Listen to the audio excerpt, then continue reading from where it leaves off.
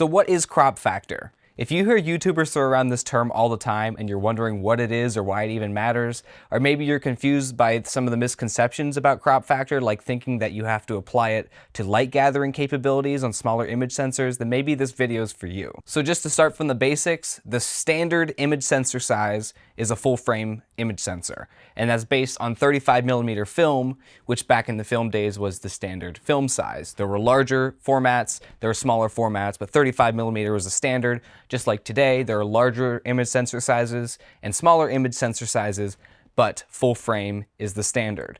And that's what crop factor really revolves around. It revolves around relating other image sensor sizes to full frame. For example, I shoot on Fujifilm APS-C cameras, which have a crop factor of 1.5 times. It's not important the actual numbers of how many millimeters the sensor size is smaller than full frame. What matters is that if you took a 50mm lens on a full frame camera and you put that same lens on this Fujifilm camera, the crop factor of 1.5 times would make that 50mm lens now appear like a 75mm lens. Because the image sensor is smaller, it's physically cropping in on the image circle produced by the lens because it's not physically big enough to take it all in. Micro Four Thirds is another step down in image sensor size from APS-C, so it has a crop factor of 2 times. A 50mm lens on a Micro Four Thirds camera would appear like a 100mm lens on a full frame camera. So this is why crop factor is important. Say if two photographers are speaking and one owns a Micro Four Thirds camera and one owns a full frame camera,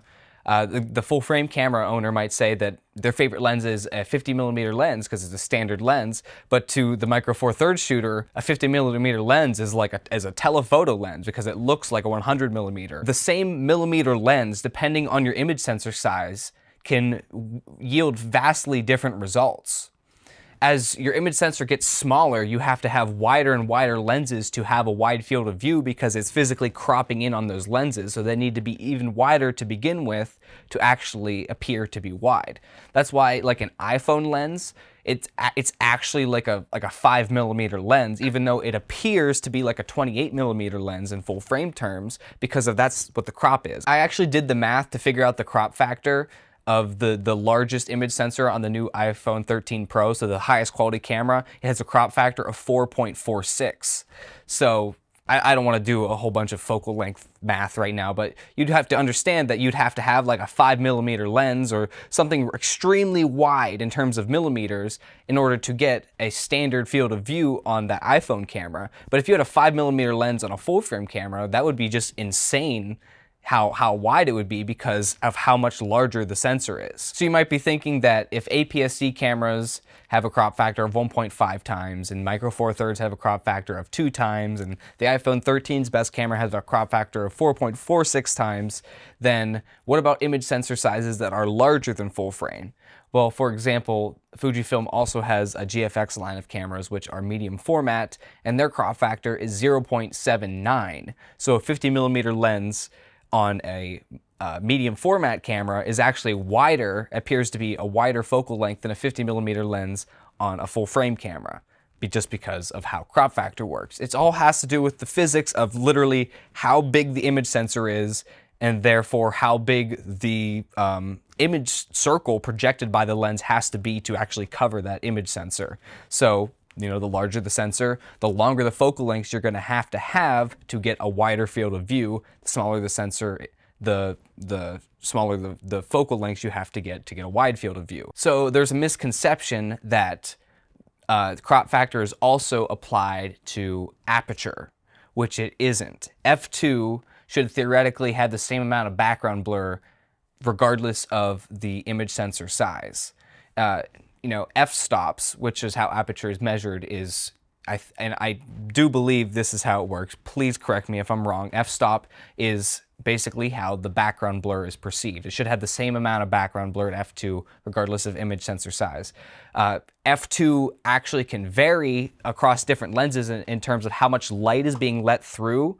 Some f2 might be brighter on certain lenses than others because f-stop doesn't take into consideration the number of elements and the kinds of elements in a lens. So if a lens has like 14 glass elements in it versus another lens maybe having like 6 or 7, those 14 glass elements are actually going to cut out some light by the time it hits the sensor. So it might be actually like a third of a stop darker than another lens's f2, just because of the amount of light being impeded by the lens elements.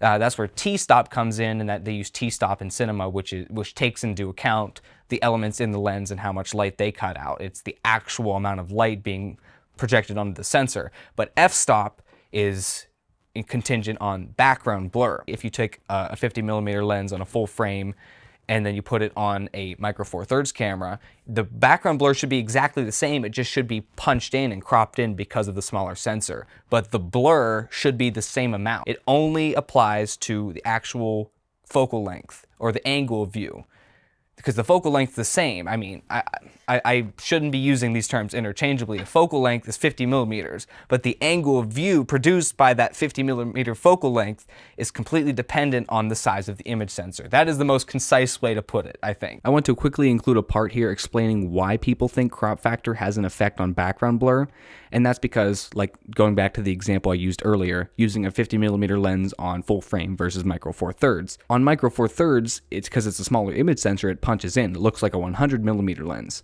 The only way to get the same angle of view and the same look that 50mm lens produces on full frame with your micro four thirds camera would be to use a wider angle focal length. You would have to use a 25mm lens on micro four thirds to look like a 50mm lens on full frame in terms of angle of view. But because you're using that wider focal length, that 25mm instead of the 50mm, to achieve that angle of view, you have inherently less compression in your shot, because the wider the focal length you use, the less compression there is. That's just physics, that's just how it works. This is also why people talk about medium format having a certain look and a 3D pop to it.